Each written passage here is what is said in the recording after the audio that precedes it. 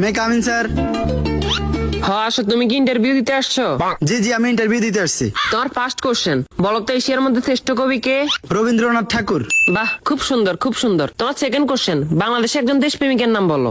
আছে তো অনেকজন, এই যেমন শেখ মুজিবুর রহমান। বাহ, জিনিয়াস জিনিয়াস। তোমার থার্ড নাম্বার কোশ্চেন, বলো তো বাংলাদেশ কবে স্বাধীন হয়েছে?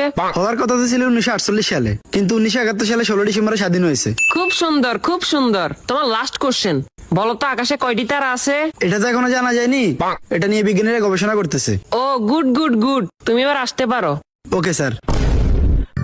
কি ও ভাই, ইন্টারভিউ দিয়ে আসছেন? হ্যাঁ ভাই, ইন্টারভিউ দিয়ে আসছি। কি কি কোশ্চেন আইলো? কোশ্চেন তো মনে নাই, কিন্তু উত্তর মনে আছে। আচ্ছা, উত্তরই কোন? রবীন্দ্রনাথ ঠাকুর, শেখ মুজিবুর রহমান। মাত্র এই দুইটে? না, আরো দুইটা আছে। আচ্ছা কোন?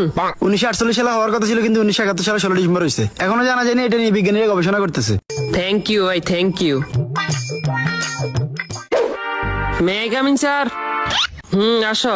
তোমার নাম কি? রবীন্দ্রনাথ ঠাকুর। তো তোমার বাপের নাম কি? শেখ মুজিবুর রহমান। তোমার জন্ম কবে হয়েছে? হওয়ার কথা তো ছিল 1948 সালে, কিন্তু 1971 সালে 16 ডিসেম্বর হয়েছে। এই বেটা, তুই পাগল হয়েছিস নি? এটা এখনো জানা জানি, এটা নিয়ে বিজ্ঞানীরা গবেষণা করতেছে। Oh, no, no, no, no.